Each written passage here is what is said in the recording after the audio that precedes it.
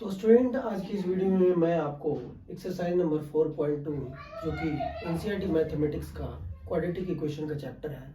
सो इस चैप्टर में मैं आपको एक्सरसाइज 4.2 का सॉल्यूशन दिखाने वाला हूँ। तो क्वेश्चन नंबर 1 क्या है? Find the root of following quadratic equation by factorization method. हमें ये जो क्वाड्रेटिक इक्वेशन दिया हुआ है इसका जो रूट निकालना है हमें फैक्टराइजेशन मेथड से निकालना है। अलग अलग मेथड होते हैं निकालने के, मैं अगले वीडियो में आपको दिखाऊंगा। बाय कंप्लीटिंग स्क्वायर मेथड, फिर उसके बाद भी एक स्टेप है जिसे हम श्रीधर फॉर्मूला कहते हैं। उस मेथड से भी आप क्वाड्रेटिक इक्वेशन को निकाल सकते हैं। तो चलिए आज के इस वीडियो में हम फिलहाल फोकस करेंगे फैक्टराइजेशन मेथड पे। कैसे फैक्टराइजेशन मेथड से हम रूट निकालते हैं। तो गाइस, फैक्टराइजेशन मेथड क्या कहता है? According to factorization method, suppose हमने इसे लेफ्ट टर्म माना, इसे मिडिल टर्म माना और इसे राइट टर्म माना। तो मिडिल टर्म होगा जो कि right term plus left term का सम होना चाहिए। वो सम आप किसी तरीके से आपको सम के फॉर्म में लाना पड़ेगा।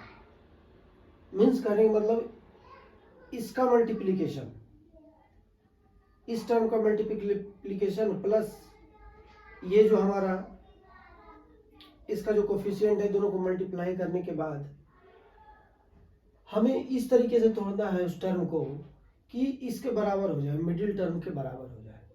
ठीक है, तो हम क्या करेंगे? फिलहाल हम coefficient of right term and coefficient of left term को मल्टीप्लाई करते हैं। सो कोफिशिएंट ऑफ लेफ्ट टर्म और राइट टर्म का मल्टीप्लिकेशन क्या होगा? लेफ्ट टर्म का कोफिशिएंट 1 है एंड राइट टर्म का क्या है? कोफिशिएंट 10 है, यानी 1 इंटू 10 इक्वल टू 10। तो 10 को हमें अब फैक्टर के फॉर्म में तोड़ना है इस तरीके से कि ये हमारे बीच वाले टर्म के बराबर हो जाए। तो चलिए हम इसको फैक्टर निकालते हैं 10 का। 2 5 जा 10, ये आगे मल्टीप्लिकेशन नहीं होगा। तो अब हमें क्या करना है? इन दो टर्म की मदद से ही इस तरीके से हमें लिखना है कि इसके बराबर हो जाए। अब बताइए कैसे हम लिख सकते हैं?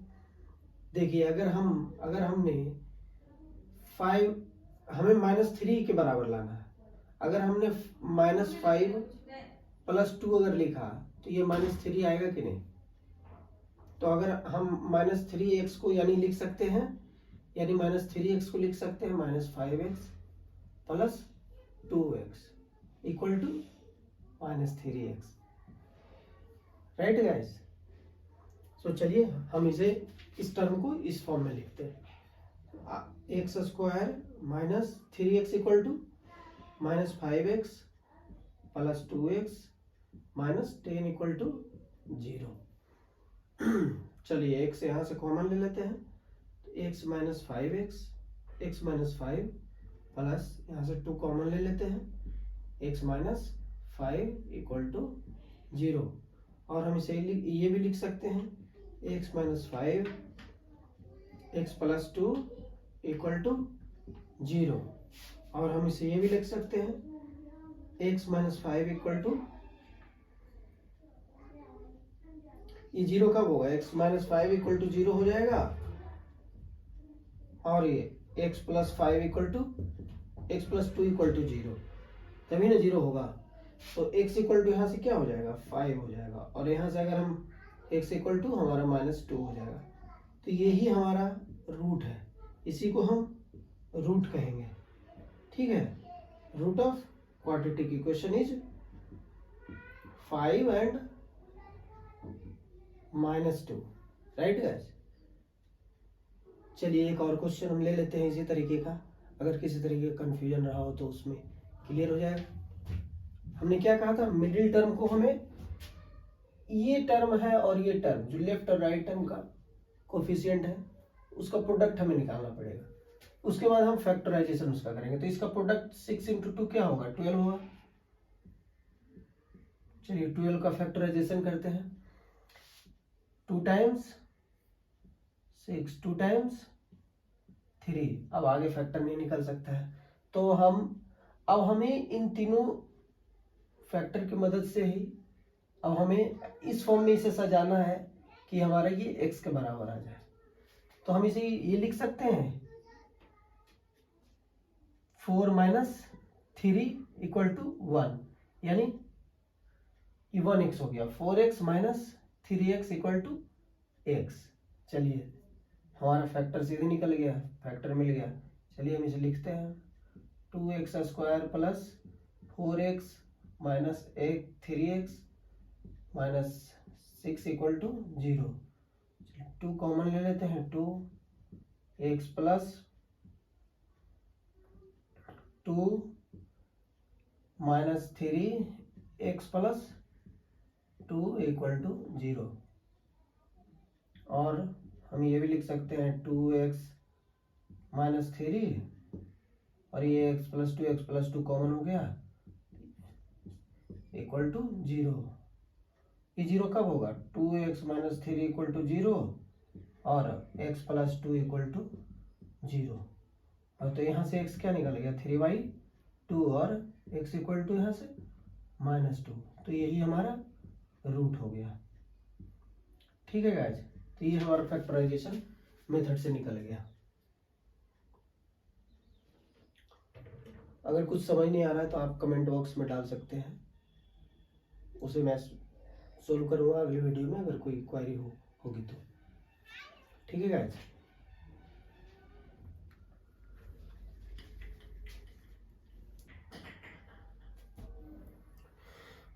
तो चलिए एक और क्वेश्चन हम लेते हैं। क्वेश्चन नंबर 3 है।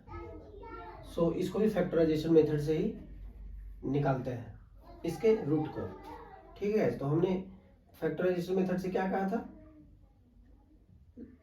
जो हमारा लास्ट टर्म है और फर्स्ट टर्म का जो कोफिशिएंट है उसको पहले मल्टीप्लाई करना है, फिर उसका फैक्टर निकालना है। तो मल्टीप्लाई चलिए करते हैं। √2 इंटू 5 इंटू √2 इक्वल टू क्या हो जाएगा, √2 इंटू √2 यानी 2 प्लस 5 इक्वल टू 10। चलिए 10 का हम फैक्टर निकालते हैं। Excuse me.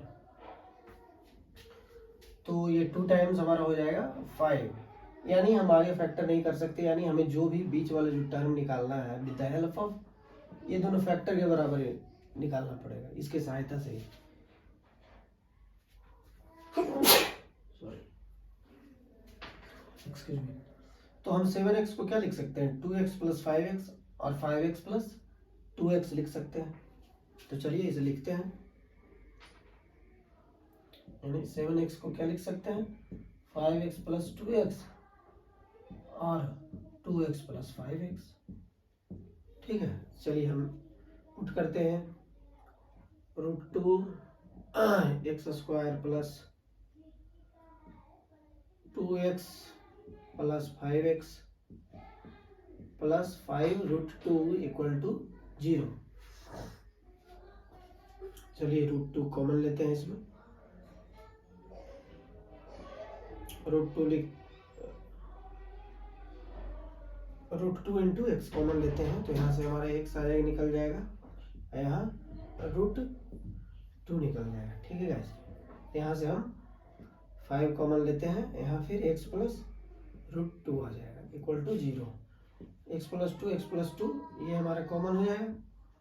अब हमारे इसके अलावा क्या बच गया, √2x plus 5, √2x plus 5 equal to 0। ये 0 कब होगा, x प्लस √2 इक्वल टू 0 और √2x प्लस 5 इक्वल टू 0। तो यहाँ से x इक्वल टू क्या हो जाएगा, -√2 और x इक्वल टू यहाँ का हो जाएगा -5/√2। चलिए, तो यही हमारा आंसर हो गया, यही हमारा रूट हो गया, root of quadratic equation. Video को पॉज कर लीजिए और नोट डाउन कर लीजिए। हम नेक्स्ट क्वेश्चन करते हैं। नेक्स्ट क्वेश्चन हमारा है find two consecutive positive integer sum of which square is 365। कोई भी दो पॉजिटिव कंसेक्यूटिव इंटीजर लीजिए, उसका sum of which square is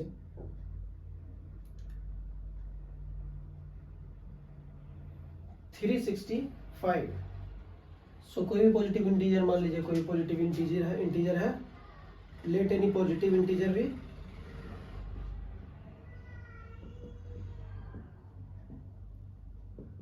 positive integer be x.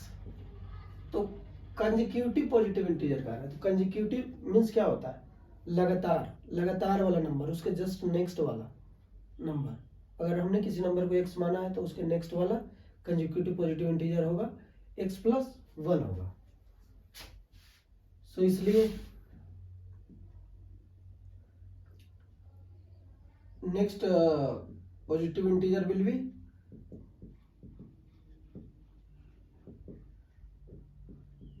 x plus 1। अब क्या कर रहा है?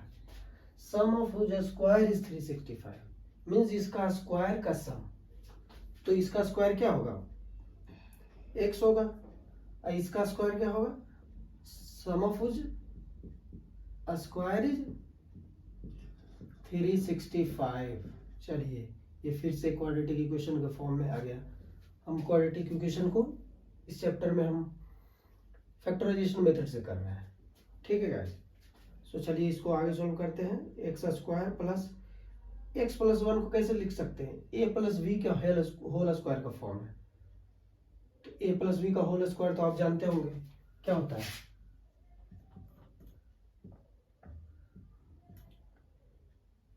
a square plus b square plus 2ab। चलिए इसे लिखते हैं। X square plus b equal to क्या है? 1 है। 1 का square 1 plus 2a equal to x, b equal to 1, so 2x हो जाएगा इक्वल टू 365। ठीक है, तो इसे हम लिख सकते हैं 2x square plus 2x plus 1 equal to 365। और लिख सकते हैं 2x square plus 2x minus 1। अगर हम इसे लेफ्ट साइड लेते हैं तो 1 माइनस 365, 364 इक्वल टू 0। चलिए हमारा क्वाड्रेटिक इक्वेशन आ गया। ठीक है, अब इसी को हम सॉल्व करके हमें x का वैल्यू निकालना है। तो फैक्टराइजेशन मेथड में आपको जैसे बता चुका हूं कि ये फर्स्ट टर्म है और ये लास्ट टर्म है, इन दोनों का पहले प्रोडक्ट करना है उसके कोफिशिएंट का। तो 364 इंटू 2, इन दोनों का प्रोडक्ट करना है। ठीक है गाइस, इन दोनों का प्रोडक्ट कीजिए। तो प्रोडक्ट करने पे क्या आ जाएगा? 2 4 जा 8, 2 6 जा 12, 2 3 जा 6, 1 7, यानी 728 आ गया। तो इन दोनों 728 का हमें फैक्टराइजेशन मेथड से हमें इस फॉर्म मिडिल टर्म को तोड़ना पड़ेगा। ठीक है, हम पहले फैक्टर निकालेंगे, उसके हेल्प से, उस फैक्टर की मदद से हम ये 2x के फॉर्म में हम लिखेंगे। ठीक है, इस तरीके से लिखेंगे कि सम और डिफरेंस 2x आ जाए। चलिए इसका फैक्टराइजेशन करते हैं। 2 3 जा 6, 2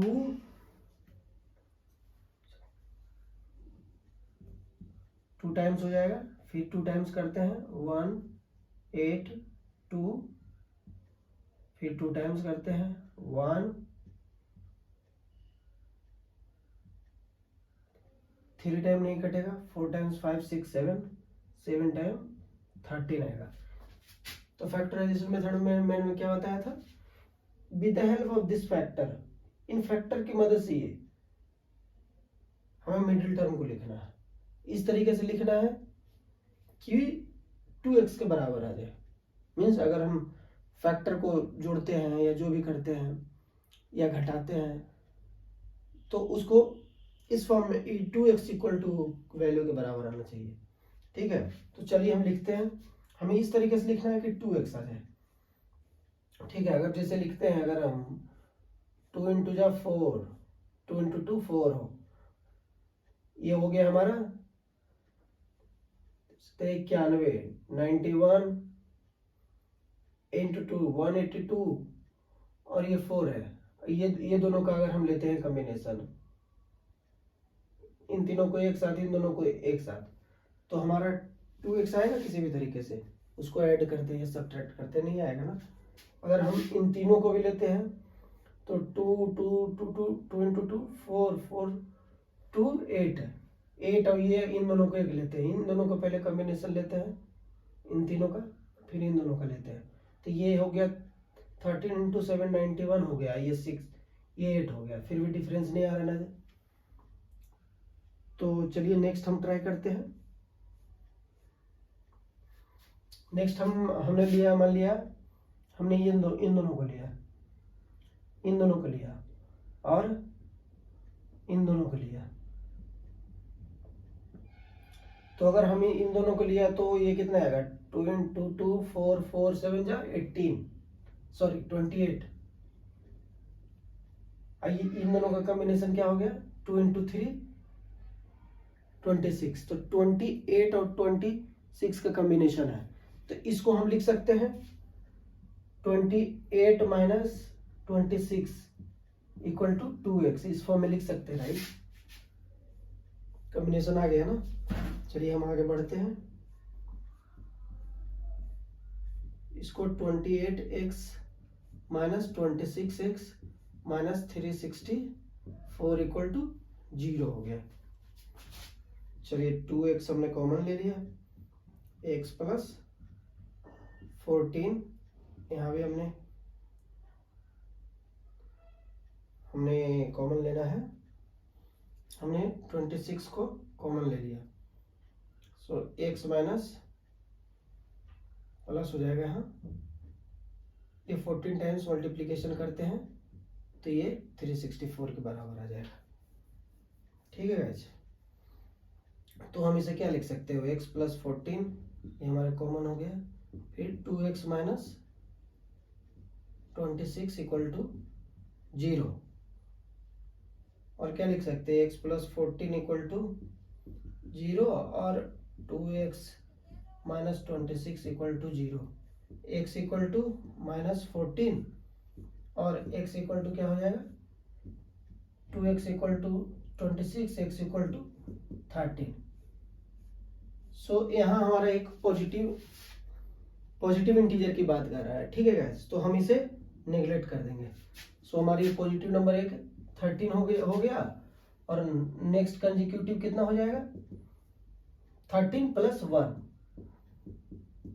इक्वल टू 14। ठीक है गाइस, वीडियो को पॉज कर लीजिए और नोट डाउन कर लीजिए। चलते हैं नेक्स्ट क्वेश्चन की तरफ।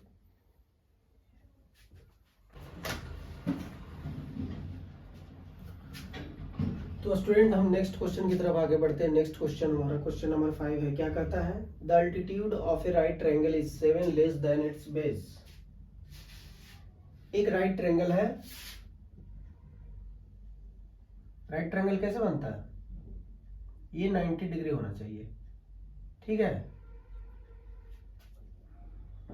ये हमारा इसमें बेस है, ये हमारा अल्टीट्यूड है। अल्टीट्यूड है, इसे हम क्या बोलते हैं, हाइपोटेन्यूज बोलते हैं।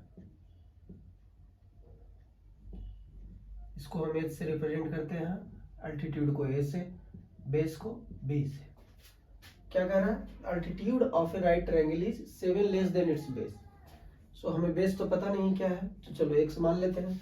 बेस को हमने x मान लिया, इसका अल्टीट्यूड बोल रहा है 7 लेस देन इट्स बेस। तो हमने x माना बेस को, तो अल्टीट्यूड क्या हो जाएगा हमारा, x माइनस 7 हो जाएगा। ठीक है guys, if the hypotenuse is 13 centimetre, hypotenuse भी 13 सेंटीमीटर दिया हुआ है, हाइपोटेन्यूज इक्वल टू ये हमारा है क्या है 13 सेंटीमीटर, ठीक है। So find the other two sides, other two sides means altitude को और बेस को निकालना है, अल्टीट्यूड को निकालना है एंड बेस को निकालना है, ठीक है। सो आपने पढ़ा होगा राइट ट्रायंगल में होता है hypotenuse square equal to altitude square plus base square. So from right triangle formula, from right angle triangle क्या होता है फॉर्मूला है, हाइपोटेन्यूज स्क्वायर इक्वल टू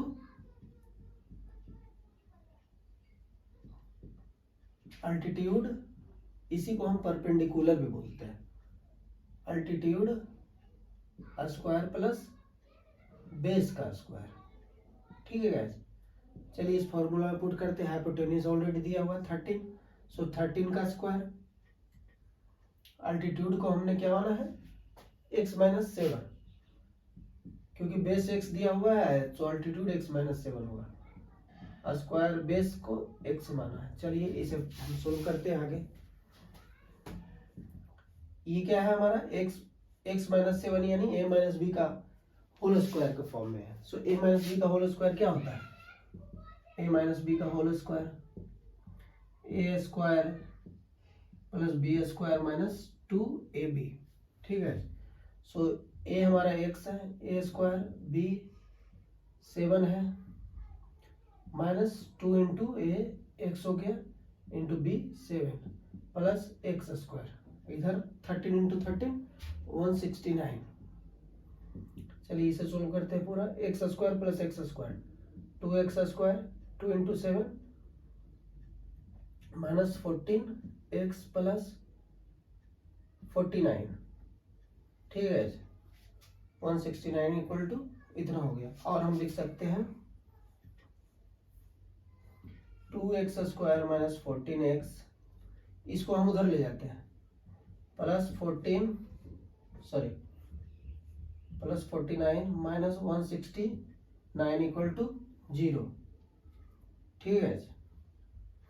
तो इसे हम क्या लिख सकते हैं 2x square minus 14x minus 49 minus 169 कितना हो जाएगा 120 होगा इक्वल टू 0। देखिए 2 से ये डिविजिबल है, चलो हम इसे और डिवाइड कर देते हैं 2 से, सिंपलेस्ट फॉर्म में लाने के लिए इक्वेशन को 2 से डिवाइड करने पे क्या हो जाएगा, x स्क्वायर हो जाएगा, ये हो जाएगा 7x होगा, ये हो जाएगा हमारा 60 इक्वल टू 0। चलिए अब हम फैक्टराइजेशन मेथड से इसका हम रूट निकालेंगे, ठीक है। तो फैक्टराइजेशन मेथड में क्या करेंगे, x स्क्वायर का कोफिशिएंट और जो हमारा कांस्टेंट टर्म है इसका मल्टीप्लिकेशन करते हैं, तो 1 इंटू 60 हो जाएगा, ये 60 हो गया, ठीक है गाइस। ये 60 का हमें फैक्टर निकालना है, सो ये हमारा 30 हो गया, 2 टाइम्स 15 हो गया, 3 टाइम्स 5, अब और फैक्टराइजेशन नहीं होगा। अब इसी फैक्टर को की मदद से इस तरीके से लिखना है कि 7x के बराबर आ जाए, ठीक है गाइस। हम देखिए कॉम्बिनेशन में लेते हैं, अगर हमने इन दोनों को एक साथ लिया, इन दोनों को एक साथ लिया तो कितना हो जाएगा, ये 2 2 जा 4 और ये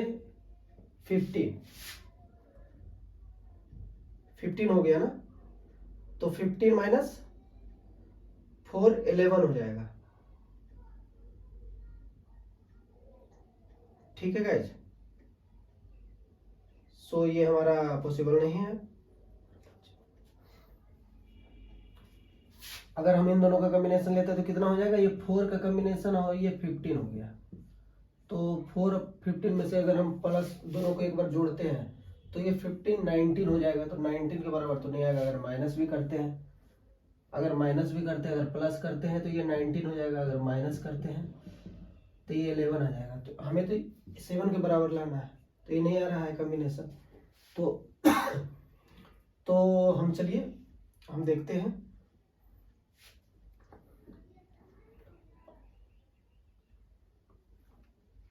अब कॉम्बिनेशन हम ये इन तीनों को एक साथ लेते हैं और ये अकेले छोड़ देते हैं। तो 2 इंटू 2 4, 4 3 से 12, 12 हो गया ना, 12 और 5, सो 12 प्लस 5 करते हैं तो 17 हो गया, और 12 माइनस 5 करते हैं तो 7 हो गया। तो यानी हम 12 माइनस 5 इस फॉर्म में हम लिख सकते हैं। तो -7 हमें लिखना है, तो -7 लाने का मतलब यानी -12 प्लस 5 लिखेंगे, तभी तो -7x आएगा। ठीक है गाइस, यानी इसे हम लिखते हैं x² minus 12x plus 5x minus 60 equal to 0, और x कॉमन लेते हैं, x minus 12 plus 5x minus 12 equal to 0, x minus 12 x plus 5 equal to 0, और x इक्वल टू 12 और x इक्वल टू -5। तो x निगेटिव है, x equal to -5, इसे हम ignore करते हैं। तो x इक्वल टू 12, यानी हमारा बेस इक्वल टू हमारा कितना आ गया, 12 आ गया। तो अल्टीट्यूड कितना हो जाएगा, अल्टीट्यूड कितना हो जाएगा, x माइनस 7, यानी 12 माइनस 7 इक्वल टू 5। सो हमारा ये दोनों आंसर है, बेस इतना, अल्टीट्यूड इतना। वीडियो को पॉज कर लीजिए और नोट डाउन कर लीजिए। ठीक है गाइस।